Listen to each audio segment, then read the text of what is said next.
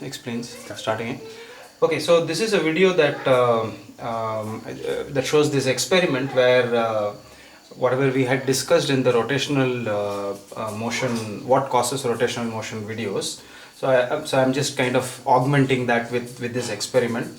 So the question is, how do you find out the mass of an unknown object with one known mass? Okay.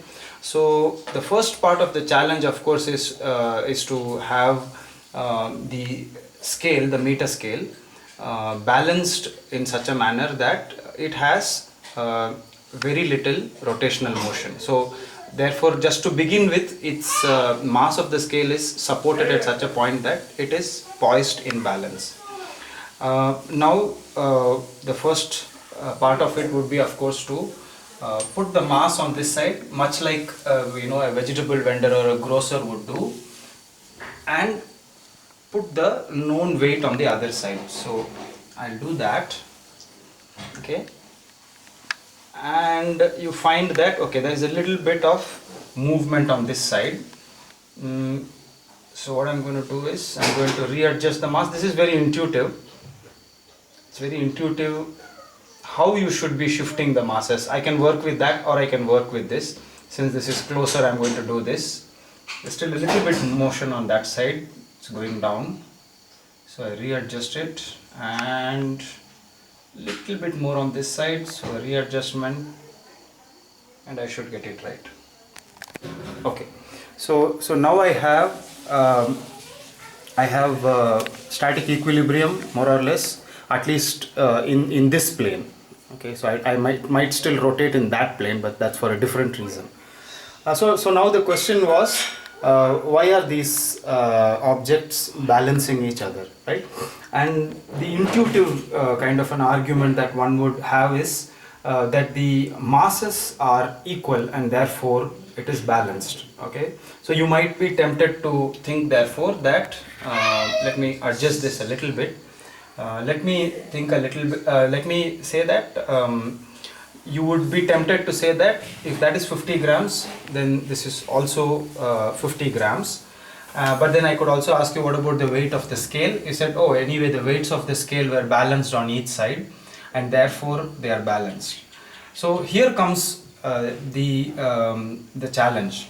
If what you're saying is what we were assuming is true, that the weights on that side, the masses on that side and the masses on this side are balanced, then in that case, if I shift this stone, or I can even shift that object, right, then there shouldn't be any imbalance, right?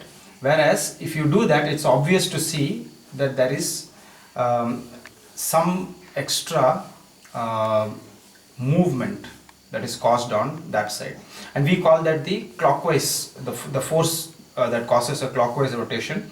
And if there is a force that is causing an anti-clockwise rotation, which also can be produced if I move this out right towards the edge, now I can cause anti-clockwise movement.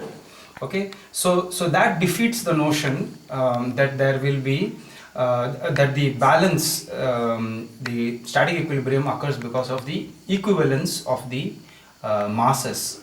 So that doesn't give the entire picture, and so we have to also consider the lengths. Okay, so here is where kind of like our equivalence to the understanding of levers comes in. The force on that side, the attraction of gravity on the 50 gram mass, multiplied by the distance from the point of application of force to the axis of rotation, right, which is what we call as the torque.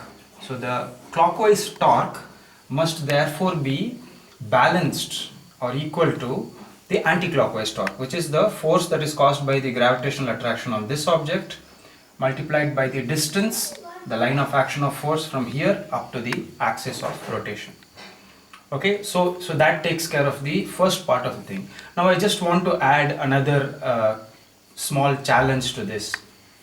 It is also now possible for me to readjust the situation in this manner, where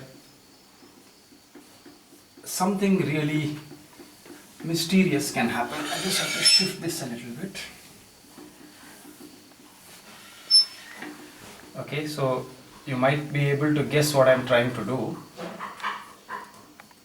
I have removed the 50 gram mass now, and what I'm trying to do is balance the unknown object by itself.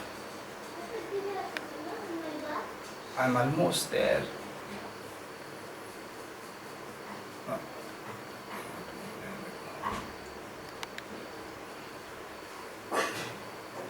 Little bit more.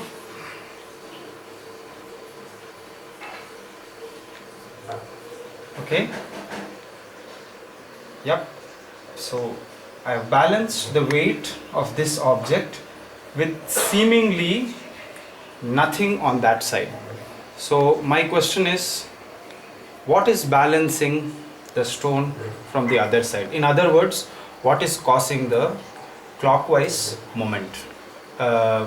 So we'll meet about this in a later class. Thank you.